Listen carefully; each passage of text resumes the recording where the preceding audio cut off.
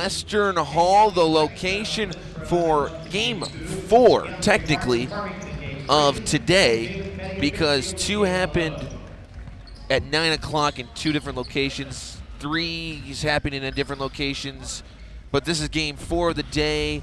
I don't even know anymore. Game 10, there's 10 games today. There's a bunch of stuff going on. Will Thomas alongside the magnificent Dwayne. Dwayne, I almost just butchered your last name, so I stopped. Hewlett. This is Hewlett-Packard.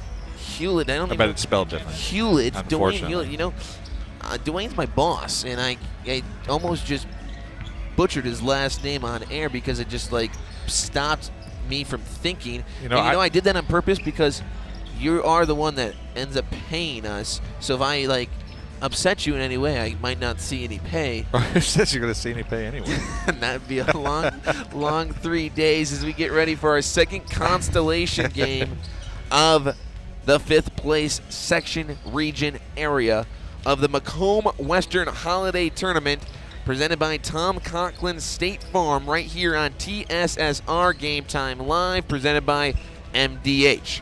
Dwayne, 2 games down, Illini Bluffs took down Farmington right here on this court right in front of us, the beautiful new courtside Western Hall, 54-37, which was a 21-21 contest at half. And then Eureka took down Canton 35-24 over in Brophy Hall. So Eureka's going to play for the Constellation Champion, which if I got my all bracket, which is really the 9th place game. Sure. And then well, I mean, sort of, because like you pointed out, if it's a true double elimination, those 2 would actually come back and play some of these people that lost here this morning and so on. So. Because so that's how that works. And then this winner today between A-Town and Monmouth-Roseville will take on Illini Bluffs at 6:30. But let's talk about these 2 teams who are currently, warming up on the court before we have to hand it over. We have to, send it and talk about them later. But A-Town first. They were in full control inside Macomb here yesterday and just unable to kind of, I would say, finish that basketball game against the host Bombers. Yeah, we'll talk about it as the game goes along, but for sure A-Town is probably, along Good with morning maybe once Southeastern, again, and welcome to Western Hall, the 77th Macomb-Western Holiday Basketball Tournament Fifth Place Constellation Semifinal number 2, or Game 20, between the Monmouth-Roseville Titans and the A-Town Tornadoes.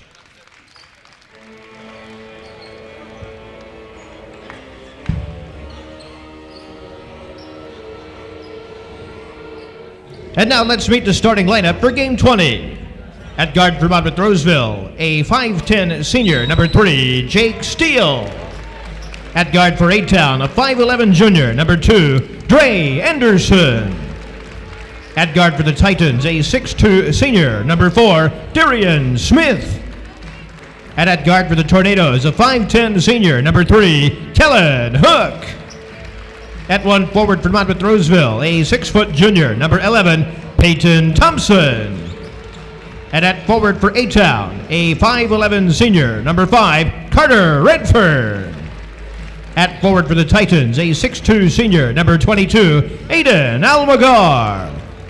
And at forward for the Tornadoes, a 6'4 senior, number 13, Drew Fouch. In the middle for the Titans, a 6'3 senior, number 34, Nico Avendano. And at forward for the Tornadoes, a 6'3 senior, number 24, Asa Stigo. Jake Sotos heads up the Titan bench, assisted by Ethan Sikorsky and Tanner Schreck. Pat Osterman is the honorary coach, the sponsor, McDonough District Hospital. Corey Lake heads up the Tornado bench, assisted by Caleb Batson. The honorary coach is Neil Thurman. The sponsor, Hampton Inn of Macomb. Your Game 20 officials are Brian Daniel, Brad Gooding, and Kennedy Gooding. So here's what I want to figure out. How long do they practice the handshakes and stuff that when they come out of when they get their names announced? Like the fun? Yeah, the fun stuff. How do they practice those? I mean, what's the deal there? See, we never did it. We just ran out like normal as the tip's underway and A-Town controls it. We never did it when we were in high school, like some schools did, but it's got to take practice because if you mess that up, you look foolish. Yeah, I mean, I don't know. I think I'd spend more time practicing because I wasn't very good at basketball. That's probably, of course, I never really got announced either, so that might be part of it too. Maybe that's why I don't know how. Maybe I just never started, so Yeah, I was a bench player my whole career. So A-Town down here as they look down low to shoot here, but there's going to be a travel. But we were talking briefly there before the announcing of the starting lineups. A-Town, I think, one of the most underrated teams in this tournament. They played a very good schedule. They're a 1A school, and they've played a lot of 2A teams. They've been in almost every game they've played, and you can expect them to be in this one too because they beat Monmouth-Roseville last week. And, you talked to head coach Corey Link yesterday. They took that host Bomber squad to the end. I mean, start to finish, they were in control of that game and just had it slip through the fingertips at the end as Macomb pulled away for the victory. And now they get a chance, to come back 10:30 this morning and battle for still some hardware. Got to pick up 2 wins today as Monmouth-Roseville is going to head the other direction. Yeah, and then you got Monmouth-Roseville, who obviously is Avendano is going to be fouled, but they, on the other hand, have something to prove after last week's loss to A-Town. Yeah, both these teams, and I think we've seen multiple teams as we get the replay here. Avendano spins baseline and just gets. Fouch just gave him the old belly bump. Yeah. As Avendano knocks down free throw number 1. Had a air ball yesterday in his first trip to the line, but then buried his second one. Buries his first one today. Second one rolls in and out. No good. Rebounded there by A-Town. Carter Redfern. But I was talking, you've had multiple teams who have already met this year with this being such a localized tournament. And I think it makes it interesting because you do get those second chance opportunities for teams. We saw the big one that I think was circled in everybody with West Hancock and Illini Bluffs yesterday. And this is another one that's circled as we have a turnover as Monmouth-Roseville tries to push it up. But Darian Smith was still sleeping. He wasn't looking at the basketball, and it just went right past his face there. Yeah, both teams struggling. It's been a couple travels on the offensive end for A-Town, a couple turnovers now for Monmouth-Roseville. Early in the day, got to get things working and get the blood flowing a little bit. Kind of like Illini Bluffs in the previous game. Probably as the game rolls around, things will pick up. Yeah, looking to get things. We heard A-Town's head coach Corey Link yell, "It's time to wake up. Wake up, wake up." As they'll drive, left-handed shot off glass is good. It might be Saturday, but the bank is open here inside in Western Hall. Redfern is a lefty. He likes to go left. If you let him go left, he's very good with the left hand, and he showed it there. Oh, what a pass. Beautiful look there as Smith cut behind the whole A-Town defense, got the bounce pass, and went straight off glass with the right hand. 3-on-1. 3-on-1, somewhat fast break, handed off. Layup reverse, no good there by Drew Fouch. As A-Town will reclaim the offensive rebound. And he'll go out of bounds and stay there. Dwayne, I was talking with Peyton in the previous game, and I've seen it in multiple games. There's a time where it's okay to be selfish in basketball. And when you get below the OVC logo on this court, score the basketball. You don't always have to dump it off and try to get the assist. Yeah, there's a pull-up jumper going to rattle off. But you're exactly right. There's, everybody talks pass the ball, find the open. Oh, there's a charge. Yeah. Everybody talks you got to, find the open guy. But you get to a certain point and you have an avenue to the basket, even if it's going to draw some contact. Draw the contact, finish, and get the basket. Okay, send it. See the replay here. Yeah, Smith. Oh. Yeah, he went in there like he was trying to get to the second level of a defense as a running back. Yeah. Put his shoulder down, tucked the football. He went straight into the defense as the reverse layup's going to be good there by Asa Stiegel. Yeah, he's one of the better players for A-Town, and they kind of go as he goes a little bit. Him and Kellen Hook mixed in with a little Redfern will be the difference, but for this team as they move along through the day here. Yeah, Smith works it to the free throw line, now over to the right wing, hands it off there to Steele, the senior. Avendano back over to Thompson, and he will take too many steps as both of these teams traveled to Macomb and are now traveling inside Western Hall. Yeah, he took a step and then jump stopped, and then when he went up to shoot, that's to travel. So once you jump stop, if you've already taken a step, you can't move your feet. You can't move either feet. You gotta pass or shoot from a standing position. So that's what happened there, and just the Euro. I think the whole Euro step thing a little bit gets kids thinking they can 2-foot things when 2 feet changes everything you're doing. As A-Town will have it. Now on the right wing will be Jacob Hall, who just checked in. Swung to the left side in this 4-3 tightly contested first quarter. Hall, he'll go up right hand, out of control, rebounded by Smith. Down in the shot clock there, felt like he needed to get something up towards the rim and just didn't get it on the rim. Avendano, 3-pointers off the front of the rim, rebounded by Hall. And I mean, that's an adjustment from these teams as Hall's going to leak out. Beautiful wraparound pass there to Asa Stiegel. But you wonder how much, practice changes because you're just playing, 3 days with a shot clock, and then all these teams will go back to no shot clock in their regular season conference games. So how much do you going into this practice with a shot clock? Almagar is going to pick up a foul there, I think. It is. Almagar picks up his first, team's third. So, if you watch TSSR Game Time live on a regular basis, we did the Great Western Shootout in Abington, and Monmouth-Roseville played Southeastern, one of the other underrated teams in this tournament, and Avendano was the player of the game in that tournament and that game. So Avendano needs to step things up here for Monrose, maybe get them fired up a little bit and get the offense started here. 6-3 lead for the Tornadoes with 3 minutes and change left in quarter number 1. They work it around the perimeter. 7 seconds on the shot clock, because that one's going to be poked away, saved, spun back. Now that could have been a backcourt violation in my eyes if he had claimed position right in front of me as the layup by Avendano. Yeah, and it very close, obviously. I don't know that they said he had possession. He touched it, but he didn't have possession of it probably.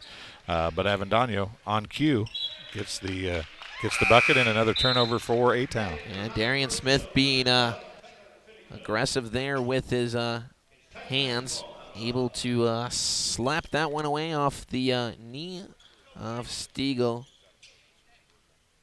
and get things to go. So now Steele leaves it for the Titans, down by 1. There was a question that we might have a Final Four with Titans. Well, Monmouth-Roseville wins. We might have a Titans 5th place matchup here, BJ, later tonight. Yeah. Feel bad for whoever's broadcasting that one. Yeah, that'll be fun. It's always fun to have 2 teams that are the same name, right? Then you have to figure out and say, well, it's A-Town and whoever, or Monmouth-Roseville and West Hancock in this case. Not a whole lot of Tornadoes, though.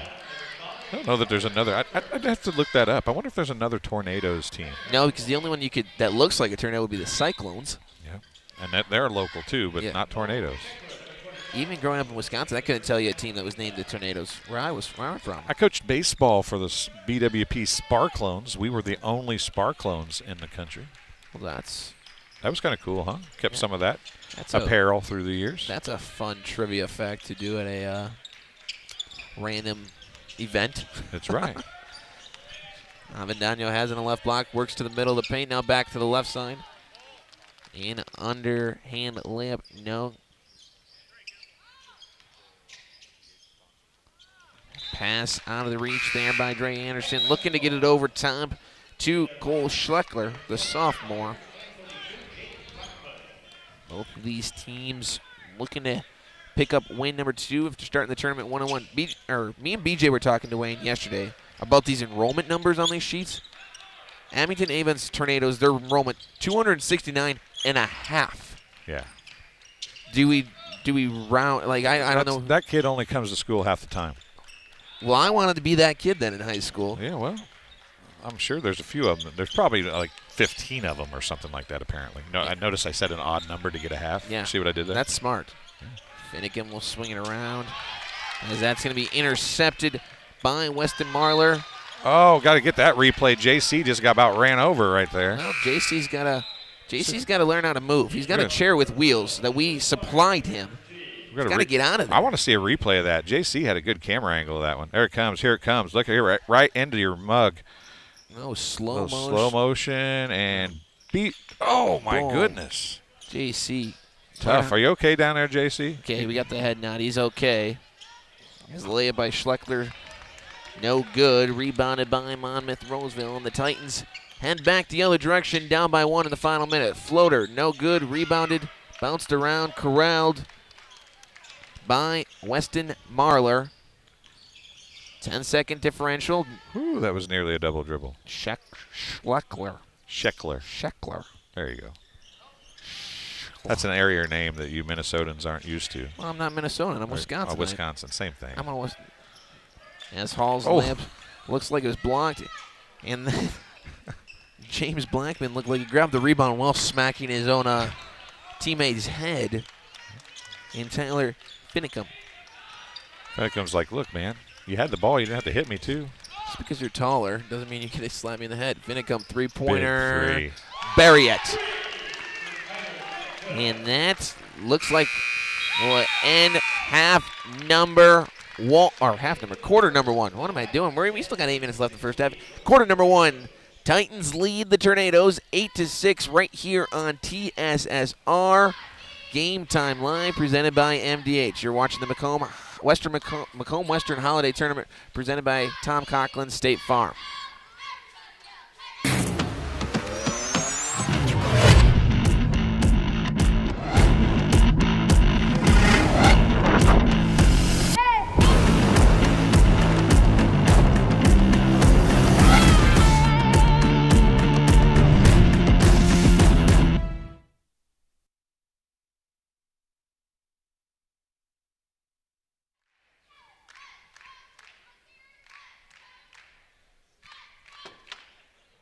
And we're back. And we're back in an 8-6 ball game. 8 minutes left here. And left coming up in half number 1 in a tightly contested first quarter as the offensive flow has not been there quite yet. No, it is not. Both teams had a spurt there, right? Because the Tornadoes scored 6 straight, and then the Titans came back and scored 5 straight to take an 8-6 lead here after Sports Corner 3 by Finicum at the buzzer. So we'll see how things kind of progress here through the second quarter or the second half of the first half. Blackman now to Finicum, who did hit that Sports Corner 3. And here's another attempt at a Sports Corner 3, and they'll bury it.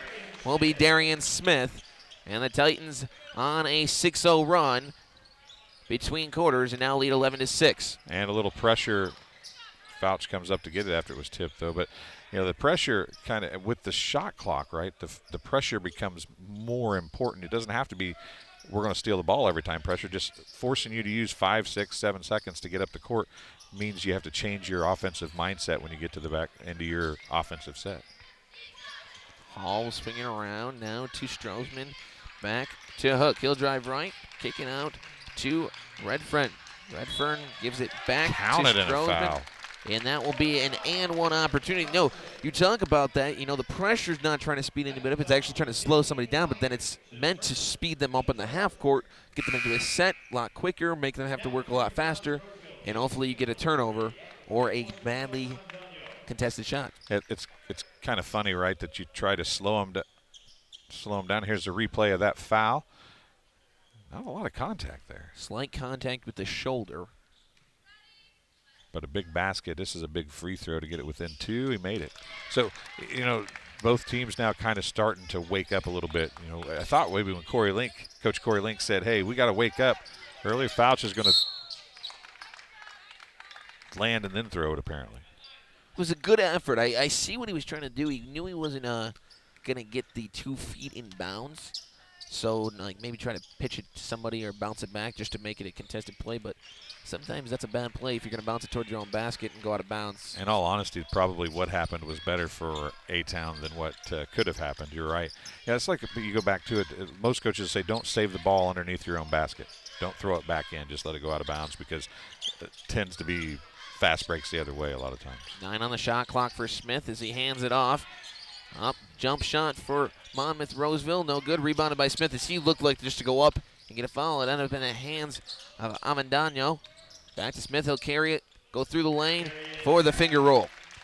That was a nice take by Smith there. He found an open lane, and that's where you were talking about. When you get a spot, a lane to the basket, take it. Don't dump it off, because he dumped off the last one. They took care of that one and got it to go through the basket. Jacob Hall kicks it to the top of the key to Kellen Hook.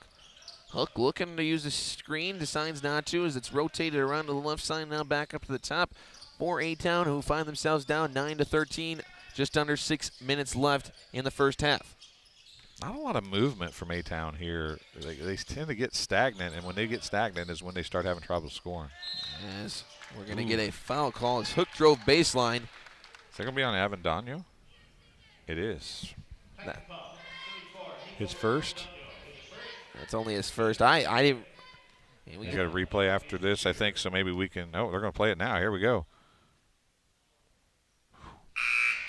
Pretty touchy. First free throw's good, but yeah, there's a couple fouls. These last two fouls down there have been pretty. As far as fouls go, they were not bad ones. As far as how hard they were, or not hard fouls. Maybe I should say it that way. Second free throw's up and rolls in for Hook. You know, we've seen some games officiated in different ways. I would say we've seen contact games, and we're seeing games like today where it's going to be officiated more like a collegiate level, as Smith will bury the sports corner three-pointer, and the Titans back out by 5, 16-11. He's got 6 points, and now both teams are using that token full court pressure now, Will, which is like monkey see, monkey do kind of deal, right? You're going to do it. We're going to try to use some of your shot clock as well, and it seems to be working a little better for Monrose right now. Well, me and Peyton Hudgens talked in the first half about how the team switched to a zone defense to try to change the look and change the tempo of the game, and it worked for one team, didn't work for the other, and that's what these teams look like they're trying to do now. Just get on the full court pressure. Is that Steele over there? And Steele makes a steal, and he'll call the timeout. And we'll stay right here as it's only a 30-second timeout from Monmouth-Roseville. Dwayne, the Titans opened up a 16-11 lead. They fell behind early, but have really knocked down the open three-pointers and got things going here in quarter number 2. Yeah, I've seen Monmouth-Roseville a couple times, and they can shoot the three. I'm going to guess at a 30% clip, kind of where you want to be.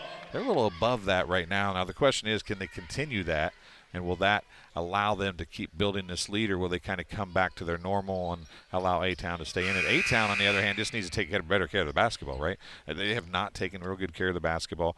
They need to control it, get some decent shots. When they've gotten to the basket, they've gotten fouled, made baskets, made and ones. They got to just take care of the basketball. And Jake Steele will bring it up, give it over to Thompson. It's swung all the way around now inside to Almagar as he kicks it out. Avendano is going to take the three. That one's too strong. Rebounded by Stiegel.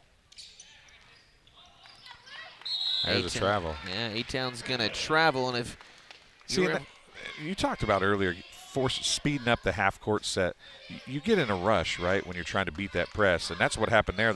He could have dribbled that ball, but instead, because he's under that pressure, he passes it to Redfern in a spot that Redfern couldn't dribble and is forced to travel. Yeah, that will go down as a traveling violation and a turnover for Redfern, but it's almost a turnover on the pass for putting your teammate in a bad position. Great look there by Avendano. He gets it inside. The layup's no good, though, by Thompson, as we're going to get a foul on Amagar. That's his second, Dwayne. So a little bit of foul trouble for number 22 as he picks up his second foul. Hayden Almagar, the senior, has 2 fouls, and he, as you said, a little bit of foul trouble here midway in the second quarter. Is going to take a seat. We'll see how that changes things for Monmouth-Roseville as they stick to the press, though. Head coach Jake Soto's coming out, give him a big smile, though. One Amagar checks out of the game inside. And another foul. Into Redfern, and he'll head to the line to shoot 2. Tyler Finicum. He's going to pick up the foul.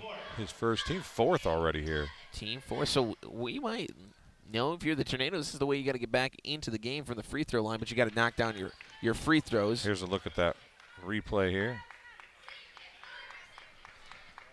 That's a Paul Bump said here saying all ball, and That's completely a foul from the shooter leaning into the defender and got the call. The defender stayed straight up and down, and just the contact generated by the offensive player got the foul call. Thompson going to drive right now, give it to Finnegum. He'll do it a little weave action here as Avendano works to the free throw line. Three-pointer Thompson, off back iron, no good. Bounced around, rolled around. We're not going to get anything, and now we're going to get a tie-up, and it will head in the direction of A-Town. Tom Coughlin, State Farm located on West Jackson Street in Macomb and in Farmington. Start your 2024 off right by contacting Tom Coughlin State Farm to take advantage of State Farm's new auto rates. Contact us in Macomb at MacomBSF.com or 837-1200 and in Farmington at CoughlinSF.com or at 245-423. Like a good neighbor, Tom Coughlin State Farm is there. As A-Town will work it in. Layup is good there by Fouch. Sometimes being lucky is better than being good. That was knocked away from Stiegel, and it rolled right to Fouch, and he got an easy bucket. Hey, that was planned. It was a design play, right place, right time. That was like the one game yesterday when you were talking about, was that a pass or was that a shot and a rebound? Yeah, we were that's still for debate. That's still getting reviewed by the tournament committee. If the attempted three-pointer from the jump shot stance was actually an alley-oop pass. I mean, if it didn't touch anything, I say it's a pass. Well, I mean, it doesn't matter. You never know what he was meaning to do. That's true. He could have jumped and just, that was bait. And Smith will take the three. No good. Rebounded by A-Town as they look to tie it with the two or take the lead with the three in the final 3 minutes of half number one. Smith had, that's lucky that wasn't a foul right there. Hook outside to Marler. That's a double dribble. And yes, we're it get is. A double dribble. Marler looks surprised. Got it on his hip. That's the old school double dribble, right? Not the pick it up and put it down kind of double dribble. If you lose the ball a little bit and you catch it on your hip and it goes back down, that's still double dribble. Yeah, same as picking it up. Yep. Instead of two hands, it's a hand and a hip. Seen quite a bit of those though throughout this what will be a 26-game tournament on the campus of Western Illinois. If you have not checked out our live chat, hop in the live chat, tell us where you're watching from and who you're cheering for. We love that. Also, please subscribe to our Hewlett Public Pro LLC YouTube channel, as that ball's going to go out of bounds off the foot of Peyton Thompson. So it'll be A-Town basketball, and as you said, a chance to tie now or take a lead. Yeah, once again. 2:20 left in half number one. 16-11 lead at 1 point for the Titans. And just like that, A-Town has cut it back to a 2-point deficit with a chance to tie it or take the lead. Hook, left side. Uses the screen. Hands off. You ever notice how they don't really use the screen very much, though? The screen's on one side and they always go the other. Have you ever noticed that? Oh, it happens at all levels. Yeah, but it's like the new thing to do. Great attack there by Marler. His layup's no good, but the offensive rebound is good, and putback is even better for Drew Fouch. Drew Fouch has just been a magnet for the basketball here in the last few minutes. Oh, what a shot and a run-in for Finnegum. Heck of a vision by Jake Steele. He's behind the Leatherneck logos. Bounce pass, which I'm a huge fan of. Cross court, gets a running in stride Finnegum for the and one as we get the replay here. Look at that bounce pass. That was a half-court bounce pass. And you hit your guy in stride. Most of the times, if you don't hit him in stride, they fumble it, can bounce off, they can't get the layup. Hit him in stride. He took one step and went off glass, in control. And a chance at the old-fashioned three-point play is no good, but still got 2 points with the layups. 16 minute and a half left. Hall gets it stolen away by Smith. He's leading the fast break layup. Left hand is too strong. Put back by Steele is good. And Smith wants an assist because he meant to go all the way over the backboard with that. Well, Smith we talked about on the other end that the foul was drawn by the offensive player making contact. Smith went in and drew the contact, but then couldn't finish. Hook. Steele was there to do it for him, though. Three-pointer, right corner, bury it. That's a sports corner. Three-pointer from the right corner. For number 3, Kellen Hook. 19-20, 50 seconds left. One thing we haven't seen is a lot of 2-for-1 opportunities here. Perfect example, an opportunity for Monmouth-Roseville to take one. take a quick shot and get another possession later in the quarter, but doesn't look like they're going to get there maybe. Steele, Finicum, left corner three, strong, bounced around, rebounded, and they will not. As Hook can hold for one, we'll see what A-Town does here. Avendano twisted an ankle there. It looked like he grimacing as he came up the floor. Settled down. You can tell by the way he's walking, just a little off, but the halftime may be coming at the right time for Avendano. You can tell he's fighting through the pain. He's watching the ball, waiting to see if he can pick a pocket. As Dre Anderson, the junior, has it just inside half court here at Western Hall with 10 seconds. Bounce pass into the back. The elbow to Steele, back outside to Anderson. Baseline, get that out of here by Smith as he doesn't just block it, but he grabs it. The problem is he fumbled it coming down and did not complete the catch as it rolls out of bounds. You don't see blocks like that. Hopefully get a replay of that at halftime, but man, oh lie, you don't see blocks like that very often. 2 seconds left. Hook, nope, nobody. Avendano says, I'm not going to shoot this. We're just going to hold it, and we're going to take a 20-19 lead into the half. Dwayne, this has been... And we will head over to BJ, who's standing by with A-Town's head coach. Hey, thanks, guys. We've got Corey Link from the A-Town Tornadoes here. And Coach, first half, tempo that you like or do not like? No, we like our tempo. We got to get back. I mean, we want to push it, but they do too. But, man, right now we just got to take care of the ball. I think we got 15 already, maybe. It's got to be close to that. Is there a set number single digits for turnovers is great, but is there a set number you have? Well, I think on the year we're like 16, 17 for a game, so we got to get, if we're 12 or 14, that's the magic number for us. If we're that way, we win a lot of games. We're competitive. And right now, I mean, we're down by 1 and we got 15 turnovers. We have some of those possessions back. We might be looking at a 6-7 point lead. And I'm assuming that'll be a big part of the discussion in there. Yeah, we'll talk about it. But early morning games, that's kind of what I expected a little bit. We're not a morning team, so it's a new adjustment for us. Kind of a quick turnaround. So we'll talk about it, and we just got to wake up. So we got a half under us. We'll regroup, give it a better shot. All right, go get some more coffee. Thanks for the time. Corey Lake, head coach of the A-Town Tornadoes, now back to Dwayne and his son Will. Now even BJ's hopping on that bandwagon now. Hey, I called him father yesterday one time. BJ started us on the MDH halftime show with that interview, and we're going to send it to a real interview after BJ's done talking here as the Titans have a 20-19 lead over the Tornadoes. You've been watching the Macomb-Western Holiday Tournament on TSSR Game Time Live. MDH is our title sponsor here on TSSR Game Time Live, and we're here with Lindsay Douglas, the Director of Physician and Provider Recruitment. I about left out provider out of that. So Physician and Provider Recruitment here at MDH.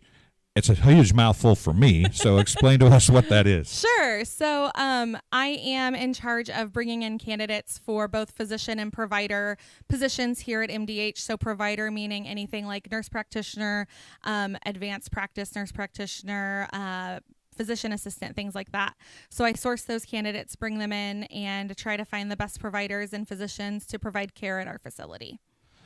So you found a home at MDH. Tell us a little bit about yourself. Where are you from? How long have you been here? Stuff Sure. like that. So I am from Macomb originally. I graduated from Macomb High in 2009, graduated from WIU in 2014, studied communication there, and started my career in politics and worked for a couple different state representatives and state senators.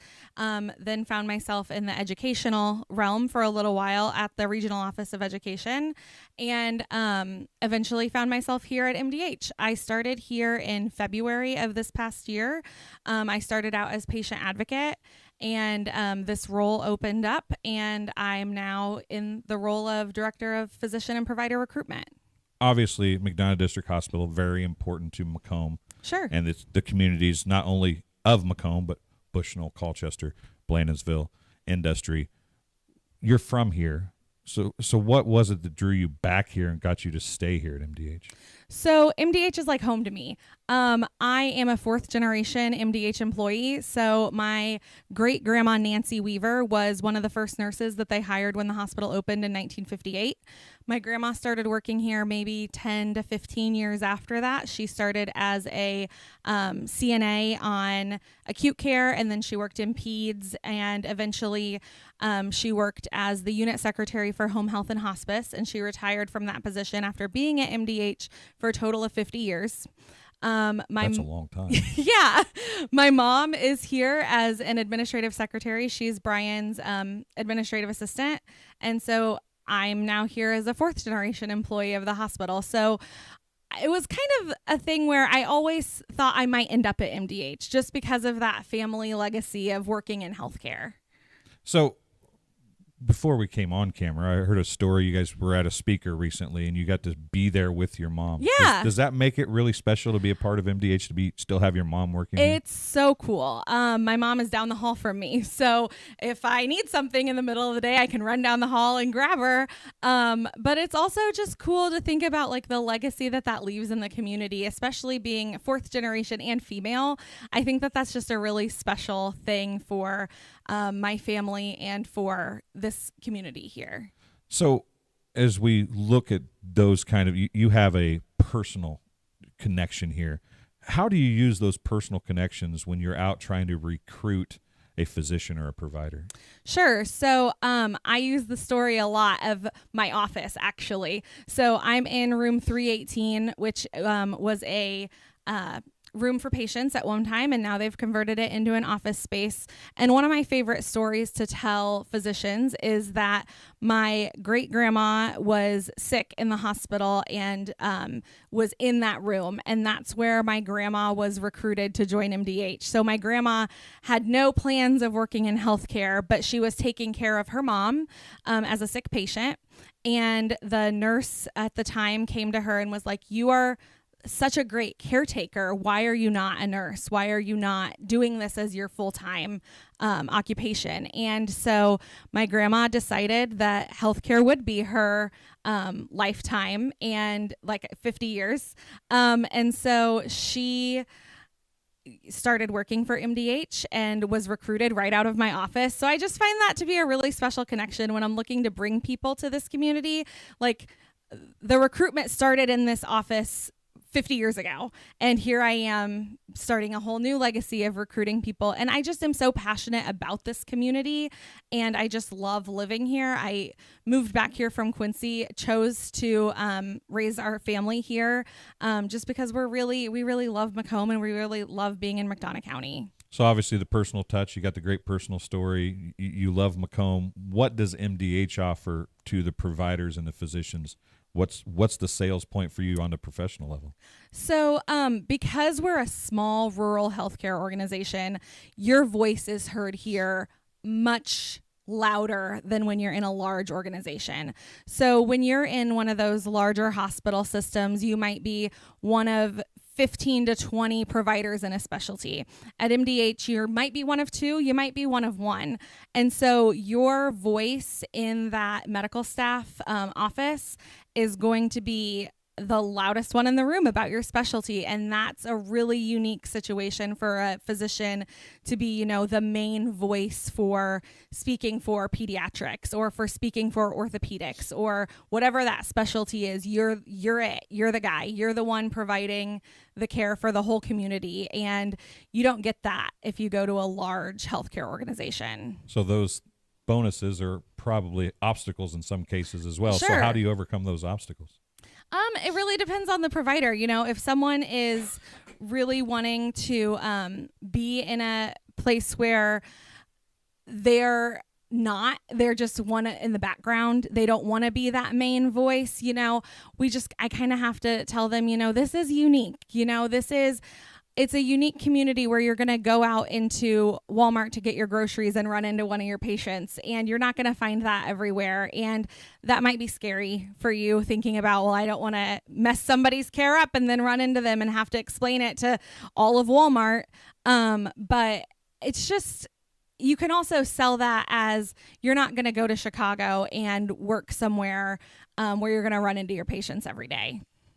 Well, Lindsay, I appreciate you coming and talking to us today. Hopefully some people can understand more about MDH and how it's such a family-oriented business and so important to McDonough County and the surrounding area. Keep doing a good job, and maybe your little girl that wanted that 100 chicken nuggets can be the next generation to join MDH. Exactly. Well, we'll be back after halftime here on TSSR Game Time Live, presented by MDH. Welcome back inside Western Hall, 20-19. Titans leaving. We're going to head it over to B.J. Stone with the winning head coach, the leading head coach. Hey, his microphone's not on, so it's a really good-looking interview. Yeah, we can interpret. Can we guess what he's saying? Well, we forced 12 turnovers and we're leading 20-19, so you gotta be happy about that. Knowing BJ, he either asked about that or he asked about the rebounds, and they're currently. It was great. It was a great interview, though. Yeah, we're gonna have to. We'll talk. Coach, are you gonna have Hardee's for lunch, or are you gonna go to Subway? Okay, because BJ's doing the interview doesn't mean it's always about food. It's about food. That's mean. It's about food. Okay. Are you a Dr. Pepper guy or a diet soda guy? We're just giving practice. JC's doing a great job framing up his shot down there. He's doing great. Hey, you should still be on there. I mean, the truck should still let JC get to work out here. Look at that. Great. It's a great interview. They're talking plenty.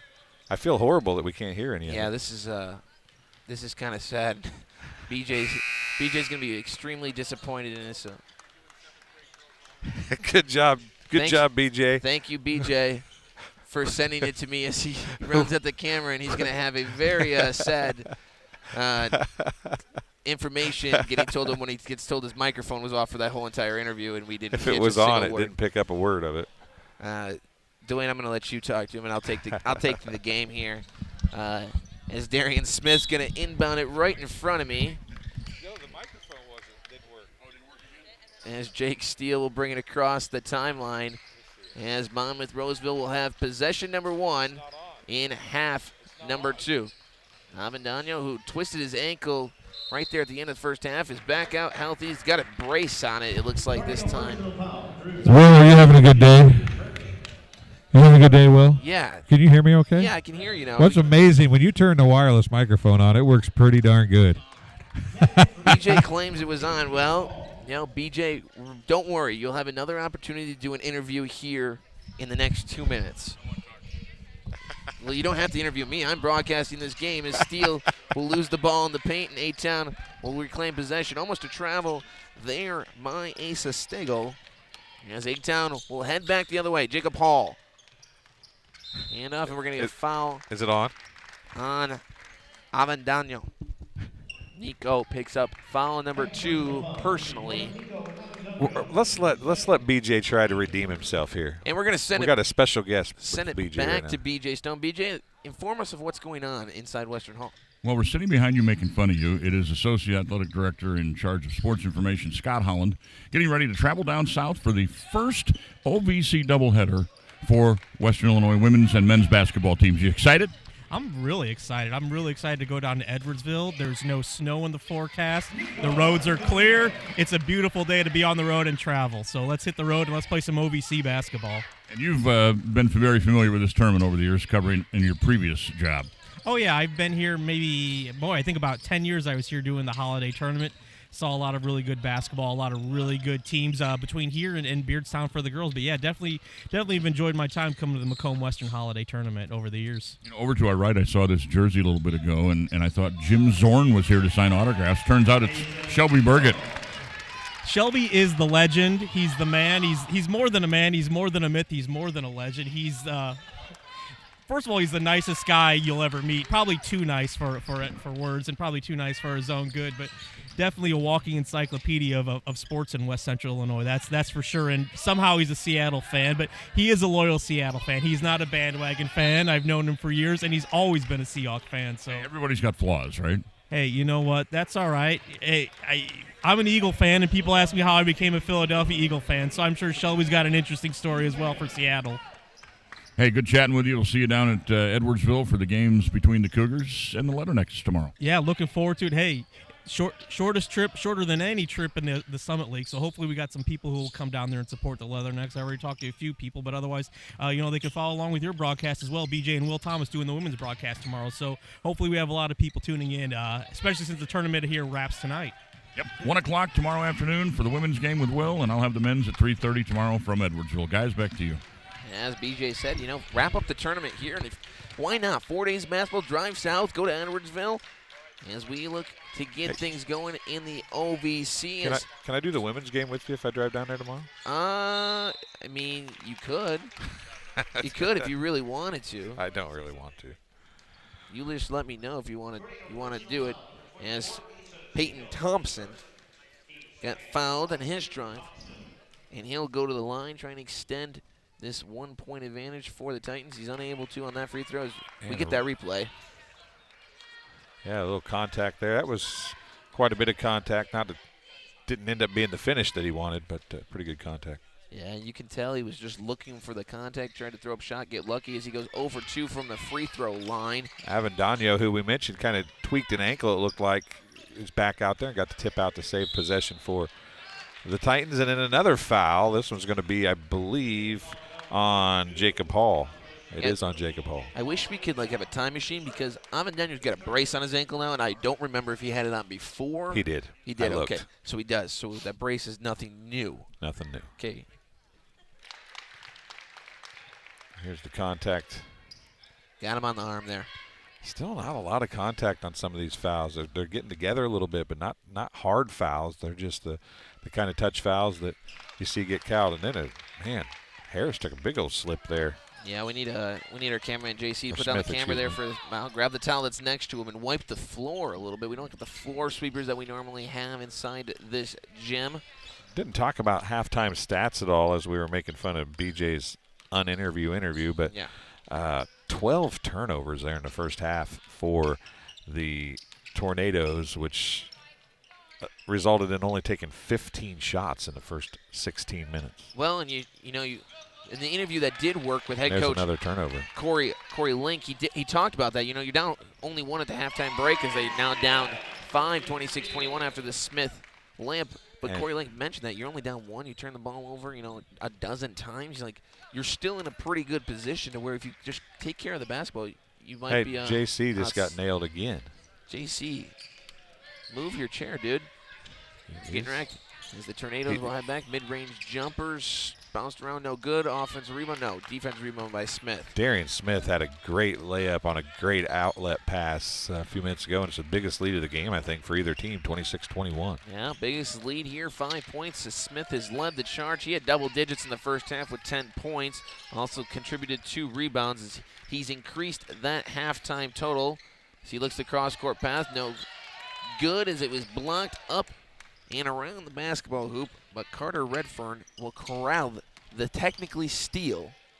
Is that one? Okay, we're going to get a foul. Now this is where, that's on the pass, but it looks like they're going to shoot 2. I think he was trying to shoot. The contact pushed him behind the backboard.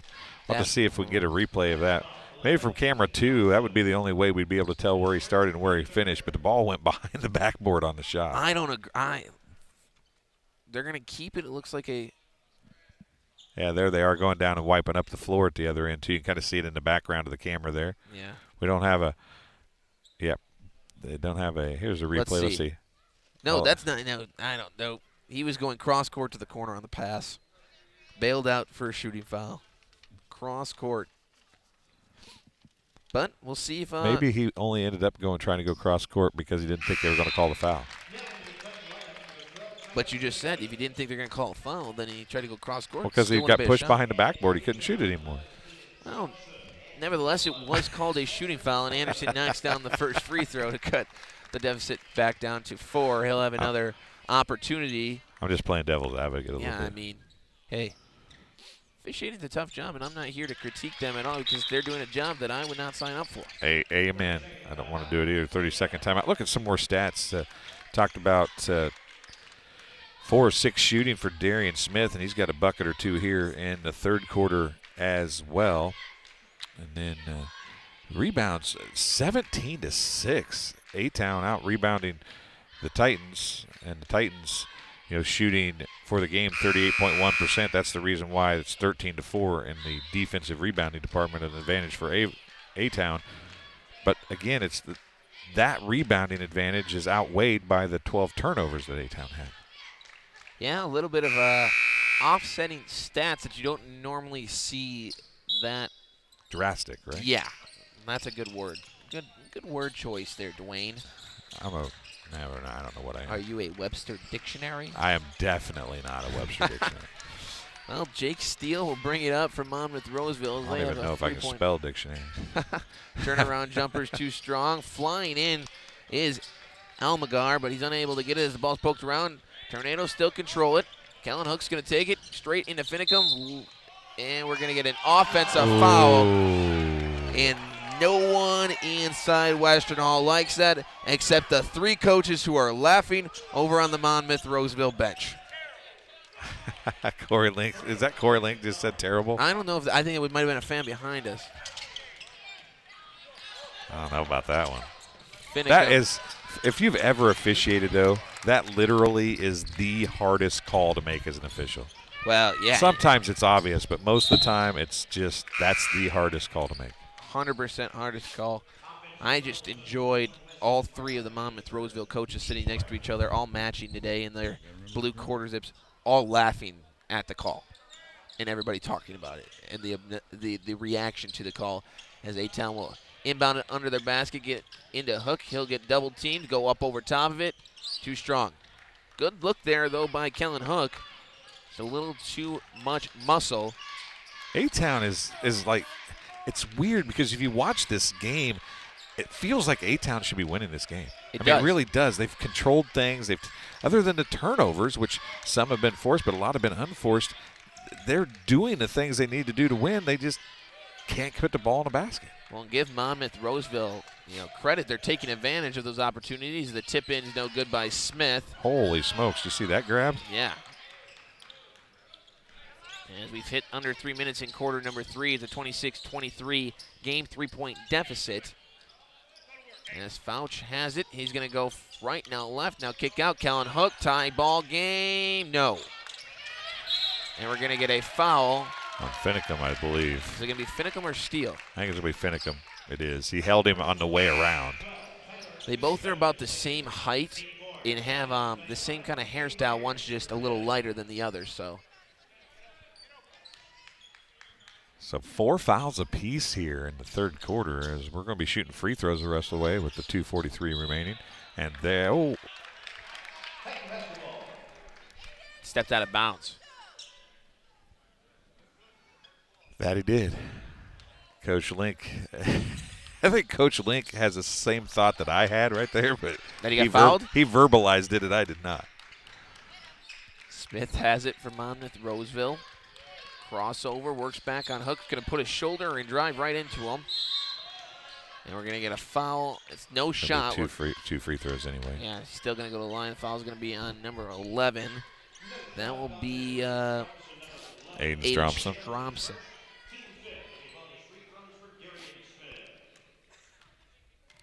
Number 11, Aiden Stromson's a sophomore. The replay. Yeah, he's getting grabbed. Yeah, he reached around with both hands. One hand might have got away with it, but when you reach around 2, Aiden Stromson, A-Town struggled on the football field this year, but Stromson, a sophomore. Wyatt Reed covered their games for us here on TSSR and mentioned Stromson a couple times that he's going to be a good one, he thinks, for the Tornadoes moving forward. As the second free throw is bounced out of bounds, we'll head A-Town's direction. James Blackman checked in for Monmouth-Roseville. And somebody checked in for A-Town, but we'll have to figure it out here in a sec. I believe it was Carter Redfern. Redfern is back out there.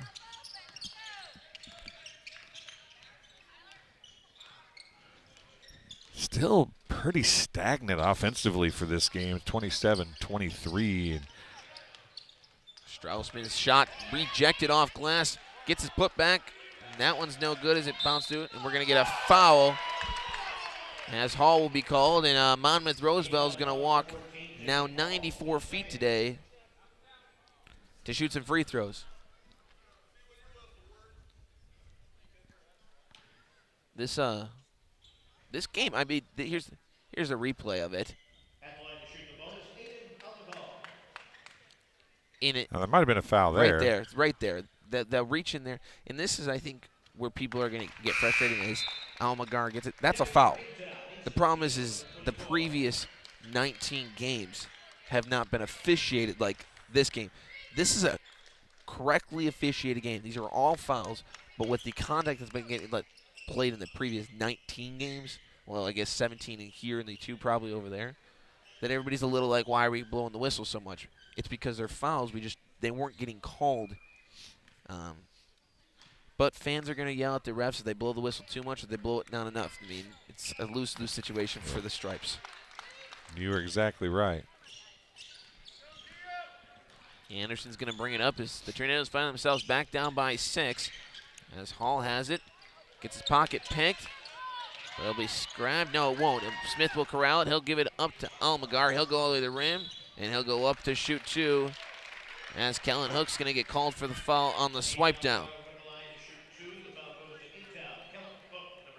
That's a swinging of the arm foul right there. I don't know. We couldn't see it from the angle that we were at to see if he actually made contact, but he made such a big swipe at it that we're going to see a replay here in just a second and see. But I don't know if he fouled him or not, but he sure looked like he was going to, and that'll get you a whistle more times than not. Yeah, from the angle, the back ref was the one that called it. And, yeah, from same angle as us, you come down to swipe, and it looks like you're going to call for it. Almagar splits his trip.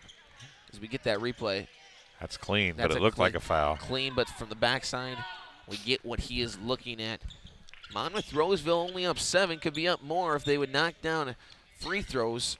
So I guess that's a plus for A-Town as they're trying to wake up here in quarter number 3, finding themselves down 7. 1-point advantage for the Tornadoes at half, 20-19.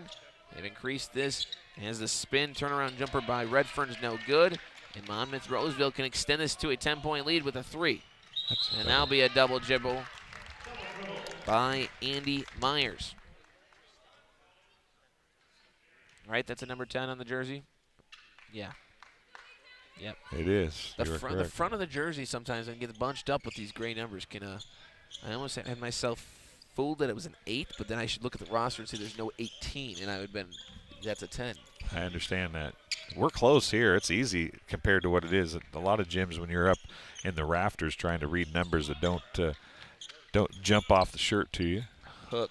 Floater, no good. Rebounded, though, by Redfern. His putback, no good, but he will go to the line to shoot 2 as both teams are in the bonus and have been in the bonus.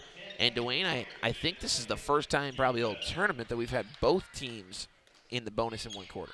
Yeah, this whole free throw thing is still getting used to for people, I think. Here's the replay of it. Yes, the first one stayed with it.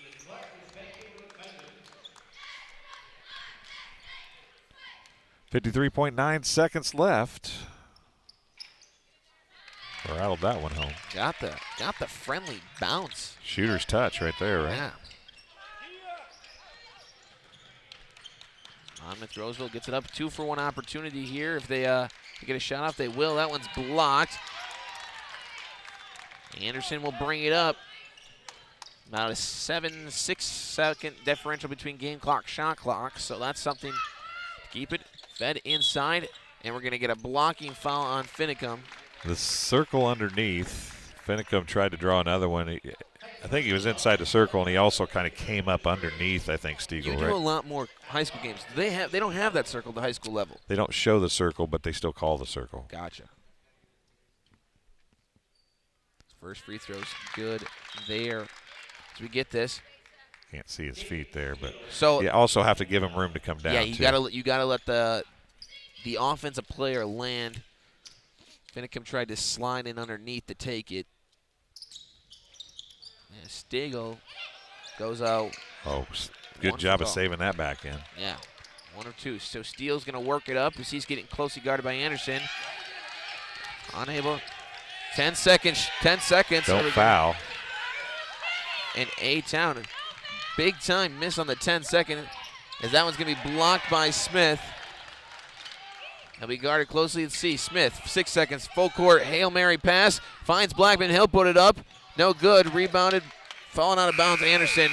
And what a sloppy, chaotic. And we have a face-to-face interaction right now with Corey Link and one of the officials on the other side. As it ends quarter 3. in a 30-26 lead for Monmouth-Roseville. They extend their lead to 4 after 3 quarters. As we head to quarter number 4, you're watching the Macomb-Western Holiday Tournament presented by Tom Conklin right here on TSSR Game Time Live, presented by MDH. We'll see you in the 4th quarter.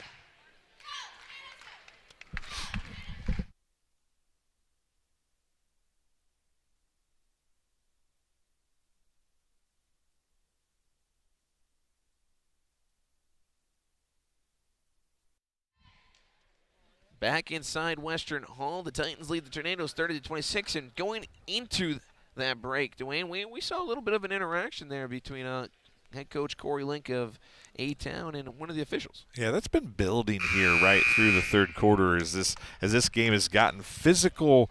It's physical in a weird way because they're letting them play in one context, but they're calling it closely in another, and coaches have a hard time grasping that, and it's hard for players to grasp that too. We can pound on each other when we're going to the hoop. We can pound on each other on a rebound, but if you're shooting, we can't pound on each other. And you got to adjust to that, and both teams have to adjust to that. And in all honesty, Monmouth-Roseville right now has adjusted to that a little bit better than A-Town has. Only one technical foul has been called in this whole entire tournament that we know of. 2 games in Brophy Hall could have had a technical today. And that's an odd kind of technical. It was an equipment malfunction because one of the players from Camp Point Central had blood on his jersey and took his jersey off on the court to go change it. You can't do that. You have to be out of sight. We got that explanation last night as A-Town cuts it to a 2-point deficit here within the first 30 seconds of the final quarter. 3-pointer Thompson, bury it, knock it down. That's a Sports Corner 3-pointer. That's a big 3 for the Titans, who had been struggling to score the basketball here outside of the free throw line, and they built it back to a 5-point lead. Yeah, A-Town was looking to get the stop, have a chance to take the lead as Hook has it on the right wing. Thought about the 3-pointer instead, drives right, backs it out, now re-attacks. Gets it poked away, goes back up, delayed pump fake, back on to Hook. He'll take the 3, too short, bounces over the backside of the rim into the near corner. Dre Anderson had a chance at that rebound. Here, puts up that 3, but he overran the rebound. You got to understand where the ball's coming from and where the ball might go, and that's what Dennis Rodman was really good at as a rebounder, right? He understood angles and bounces that would probably come from those bounces and or from those angles. Jacob Hall carried it. They call it carry? Carry. And that's because he was looking to get the pass up and then realized, I don't want to give the pass, and tried to. Yeah, there's somebody in the way, and I can't get there. But anyway, Anderson ran towards the ball, and the ball came over his head on the rebound, whereas Vita stayed back, understanding where he was coming from and where the shot was coming from, for that matter. Finicum now has a 5-point lead as Monmouth-Roseville works the clock here with a little weave action at the top of the key. Finicum is really an unsung hero on this Titan squad. Thompson will drive it. He'll be fouled, and he'll go shoot 2. Stiegel's upset, but I don't think that foul's going to be on Stiegel. It is. It's on 14, Jacob Hall. That's what I thought. Stiegel was clean. If we see a replay of that, I don't know if we'll have one, but if we see a replay, I think Stiegel was clean, but it was Hall that got him from behind with a hand in his back, I think. Thompson's first free throw is no good. Here we go. Here it is. Well, maybe I was wrong. Neither one of them touched him hardly. Yep. But Monmouth-Roseville, they're leaving the door open from the free throw line. They go 0 for 2 on this trip, so realistically it's a good foul. Like, the way you look at it, doors wide open. As A-Town will have it, baseline drive, up off glass, is good for Carter Redfern. Yeah, the lefty from the right side gets the finish, and it's back to a one-possession game. Avendano grounds the loose ball, dump pass. That should stay with Monmouth-Roseville as it hit the top of the head. That was a hard pass to nobody. Neither Almagar or Stiegel had any chance of catching that ball. I think it was intended for Almagar, but Stiegel was there too, and that ball came across there like a rocket ship, and it was no chance for anybody to catch that one. Yes, Finicum will get the inbound pass from Steele. That seemed like a play that Avendano knew what he was going to do before he really saw what was going, as he will knock down the three because he knew what he was doing there, and that's a sports corner three from the left wing. Yeah, he's tried a few of those. That's the first one he's got to hit, I think, but it's a big one, and that's the thing. They can't hit anything inside the that's a charge. Yeah, it is. Steele will take a charge. He was there for a long time waiting. He was camping and read that play. But that's twice now that A-Town has gotten it to one possession. And I'll explain what I mean as we see. Yeah, that's an all-day. Beat him to the spot, set his feet, and just waited for the contact. Timeout.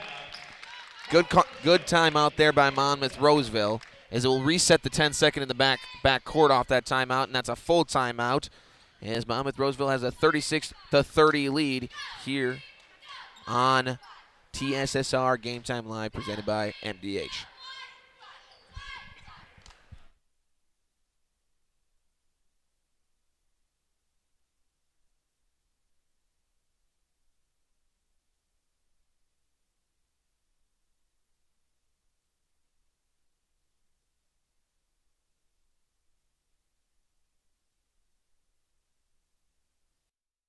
Well, I want you to go out and do some of those backflips.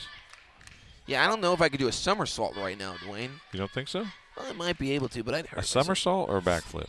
There's no way I'm doing a backflip.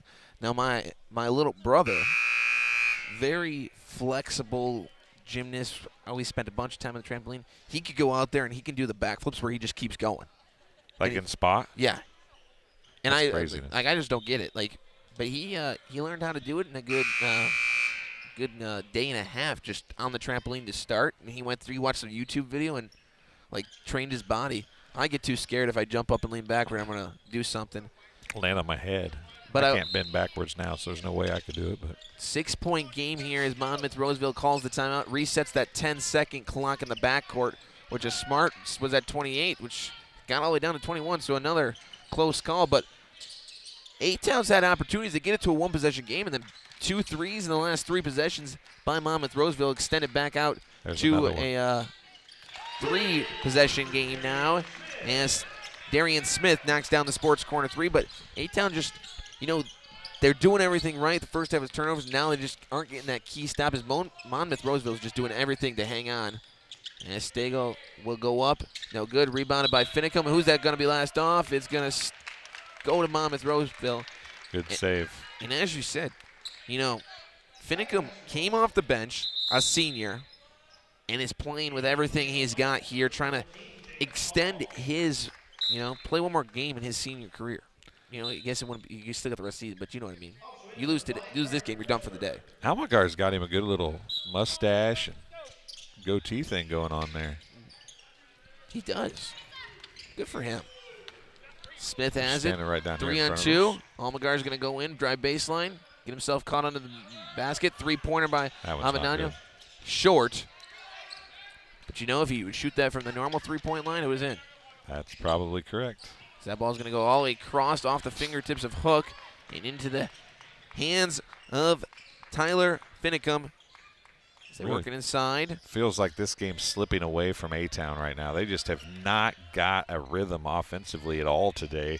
They put a couple baskets together here and there, but for the most part, there's been no offensive rhythm, which is something we have not seen in this tournament or all season for that matter. And Dre Anderson is going to pick up the foul, and he's not happy about it, but he was up in and had both arms wrapped around Finicum. That's going to get you a foul 9 times out of 10. Well, he wasn't asking, saying he didn't foul. He was asking for the double dribble. So was his head coach. They thought Finicum pinned it up against his hip like we talked about earlier. Finicum will dribble to the right side. Now get it. Must-need stop here for the Tornadoes, as Smith is going to shot fake, drive, but he's going to take a couple steps in between of putting the ball on the pavement. Yeah, he pivoted as he was faking the shot, and then he came down and took that extra step before he put the ball down. Gets the travel. It's still a 3-possession game. There's still 3:45 left. It's not like this game is over. It's not doomsday yet for A-Town, but they need to find something offensively, and a timeout's going to be called by the Tornadoes. It's a full timeout with 3:39 remaining, and it's 39-30. A whole lot of threes up there on the scoreboard right now. A lot of threes. Zeros, and don't know. This is a game. It seems like that. We talked earlier, like I think in the first half, that it seemed like A-Town should be winning this game, and it still almost feels that way. I mean, it feels like they're doing more things right. It's just the things that they're not doing well are the problem. Yeah, and give credit to Monmouth-Roseville. They are doing everything, they can do to hold on to this. I mean, they aren't doing anything over the top. They're taking care of the basketball. They're making their layups, and they're knocking down some pretty big threes. But like you said, you wouldn't look up and see a 9-point lead right now for the Titans. You would think this is a one possession coming down to the final buzzer here soon. The post-game stats that I'm going to be interested to see is that at the half it was 3 of 9 from three-point range for the Titans, 1 of 1 for A-Town. A-Town, I think, shot a couple more here. I don't know. I can't remember if they made any in the second half, but 3 straight baskets have been threes for Monrose. Back in the action, 39-30. Anderson's going to bounce it in. And it, maybe because everybody just pushed up. See if they match up here. But 3:33 left in the ball game. Threes around, and talk about a change. Monmouth-Roseville is going to come out in a 2-3 zone, Dwayne. Throw everybody off. Yeah, well, that's a defensive change, even if for a possession or two, can completely rattle a team. And now that they're up by 3 possessions with just over 3 minutes left, and Almagar is going to pick up a foul, but that forces you to shoot outside, and A-Town has not shown an ability to shoot the jumper today. So if we're going to keep you from getting to the basket, make you beat us from outside. Well, and they're going to have to be careful because Avendano, who's working that middle of that 2-3 on the bottom row of the 3, is pushing up almost to the free throw line. That's a very easy, if you can get it in, backdoor cut to a baseline cutter. That one's going to be bounced and patted out of bounds. If he comes up too high, you come up high if somebody's in there, but you got to have your other side of where the ball is top guy to drop down so you can slide back and don't let anybody come down and get it. As Tyler Finnegum's going to stand right in front of us. He could turn around and give us a smile, but he's not going to. Now he will. He's knocked down a couple big threes today as the Titans have a 39-30 lead. Steele has it. Gives it to Finnegum. Ooh, that was nearly a carry. Almagar Finnegum trying to run something. 19 on the shot clock. Steele has it. Titans trying to deflate the air out of the basketball while also running an offense that can put points on the board. This could be a key. This is a key possession. If they get a basket here, it may be the difference in the game. No good, but the bat back ends up in the hands of Callan Hook. He'll go quick up to Jacob Hall. Hall's going to try to score. And that's going to be a foul on Finnegum, and That's the swipe thing that we talked about earlier when Hook caught that foul earlier.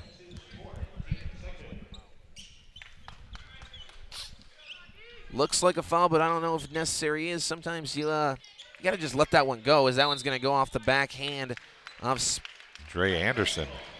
Well, got the touch, they said. I guess that's interesting. Coach Corey Link just sits down and says, there's nothing else I can do. He's going to have a sip of his water and catch his breath.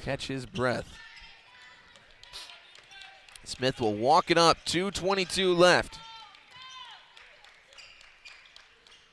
Steele, right wing, works it left.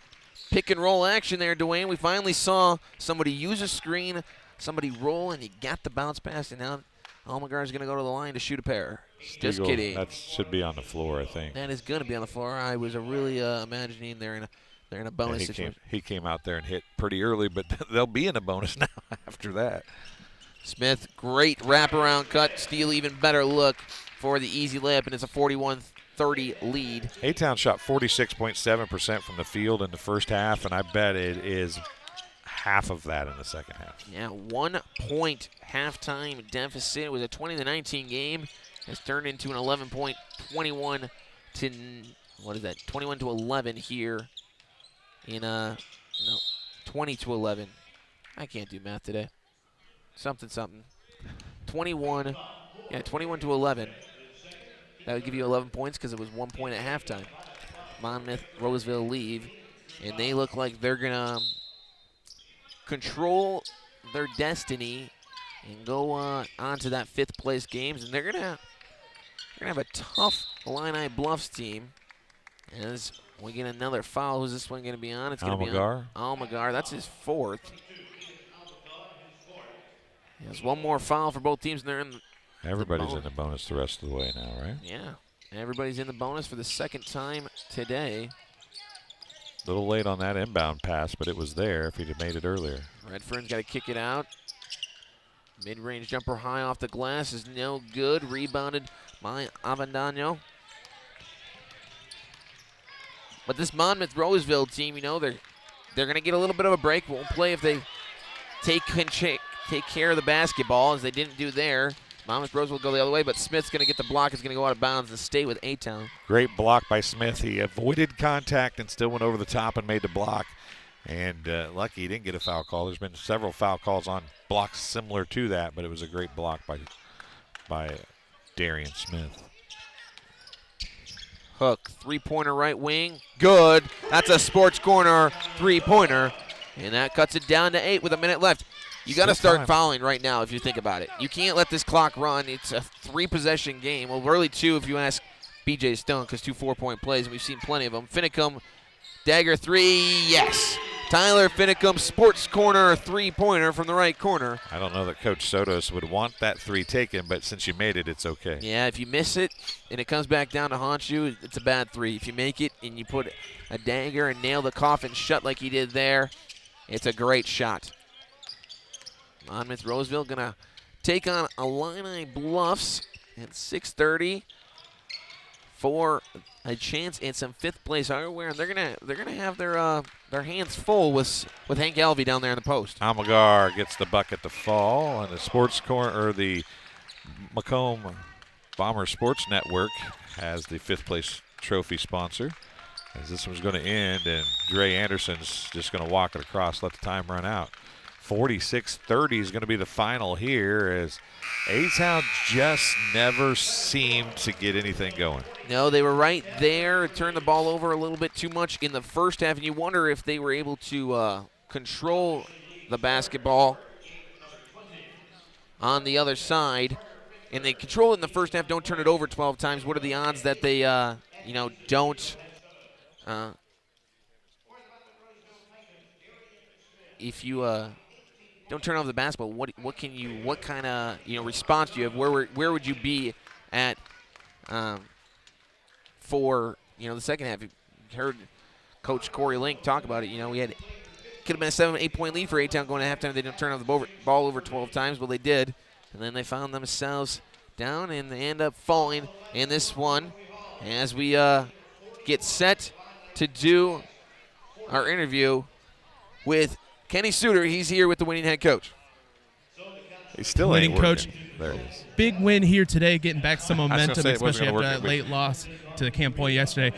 How does it feel to get back, get a win, and hopefully keep winning into conference play? Yeah, I'm excited for the guys. They came out. I didn't know what to expect, really, being a 10:30 game after playing so late last night, but they gutted it out. They played very well. Second half, they actually picked up the intensity, which I was proud of, and, yeah, came away with a very good win. So proud of the guys. Especially playing a game, almost 12 hours after finishing the last game. Started off a little bit slow, but especially that third quarter really picked it up. Yeah, and that's what I challenged the guys at halftime. I told them, we come out in that third quarter and we got to step on the gas, and we did. And our defense was great in that second half, and I thought our offense, we moved the ball really well and knocked some shots down. And when you're knocking shots down, it makes things a lot easier. So, just proud of the guys and ready to go play tonight. Alrighty, thank you. Good luck later tonight, and we'll catch you back with Dwayne. Yep, thanks. And Will. He said your name, so I figured you get to talk now. This is your time to shine, Dwayne. Oh, I'm past shining. The only thing shining on me is my bald spot on top of my head I see on the camera all the time. I just only see the gray hair. Well, Monmouth-Roseville does pick up the victory. They'll be back here at 6:30 tonight. They'll get the opportunity to play Illini Bluffs. Hey, now put our ugly thank you, mug on the JC. camera. Yeah, we're gonna look at. I'll look at you and talk. They get the opportunity to play Illini Bluffs, get to deal with Hank Alvey in the paint. It's going to be an interesting battle in there because Monmouth-Roseville really doesn't have any size to match up with the 6'9" center as we get our final stats here from today's 46-33. I mean, A-Town was 9.1% from the field in the third quarter. They finished the game 30.6%. Yeah. That's I mean, tough. Well, and you look at this. A-Town 9.1%, 1 of 11 from the field in that third quarter, and they were only outscored 10-7. They go shoot 30%, 3 of 10 in the fourth quarter, but give it to Monmouth-Roseville. They came out in fourth quarter, go 6 of 9, 4 of 6 from deep to shoot 66% and walk away with this 13-point victory that really never felt like it was that far out until the final horn. You know what's funny about you look at numbers, and numbers kind of always are interesting for me. 16 of 38 from the field, 16 of 38 from the field, 11 of 36 from the field for A-Town. And the Titans were 7 of 15 from three-point range, and the Tornadoes were 2 of 5. Yeah. So we get some highlights here of this constellation. You know, a back and forth first half. You know, 2019 Oh, looks look at good. that pass. Yeah, that was that beautiful backdoor cut.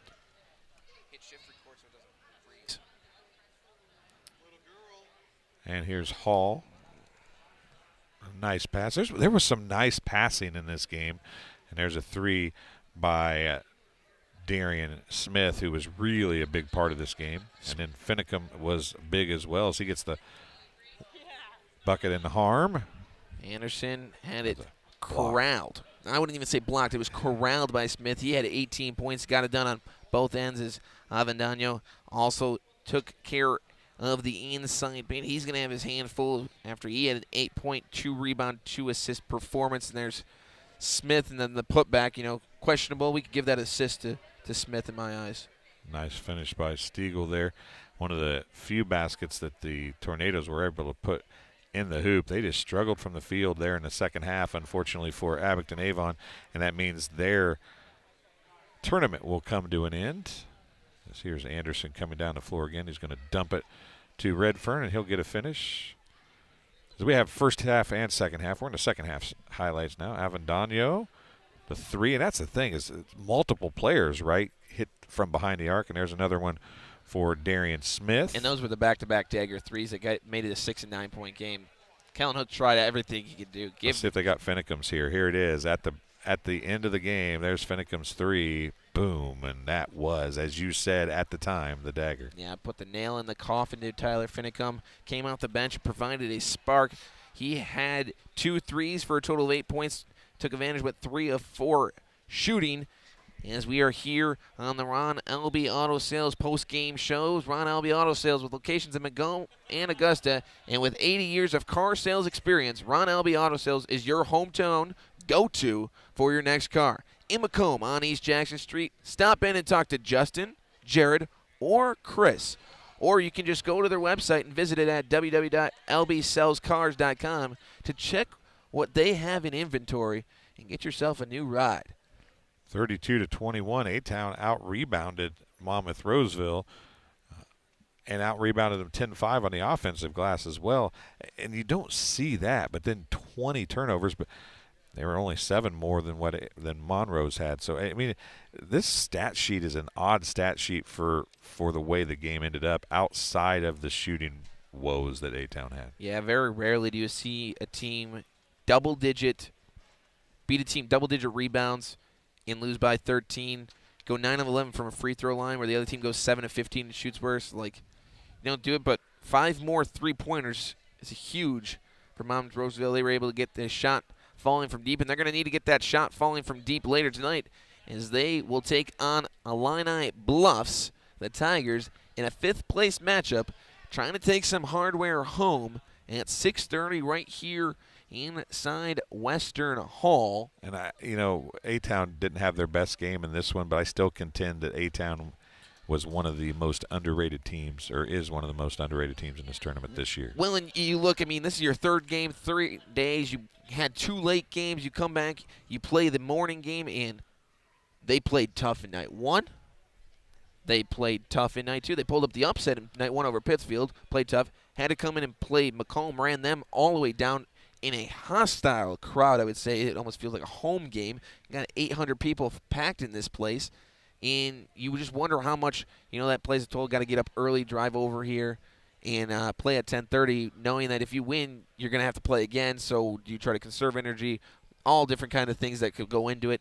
As Abingdon Avon drops this one 33-46, Monmouth-Roseville moves on in the Macomb-Western Holiday Tournament presented by Tom Conklin. We'll have all of those games on TSSR Game Time Live. There you go. Game Time Live presented by MDH. For this game, for the morning session, and for everything that has happened already today, I've been Will Thomas. Alongside me has been my boss, my partner, my father, Dwayne Hewlett. We thank you for watching, and make sure you tune in to all TSSR broadcasts throughout the rest of this tournament and the rest of the season. I want to point out I'm not really his father. You're not, but you are a father figure for the last 3 days for me. Well, I appreciate that. But make sure you don't miss out on any opportunities to watch TSSR broadcasts covering all local high schools pretty much around the area of Macomb. For Will Thomas, so long, and have a great rest of your day.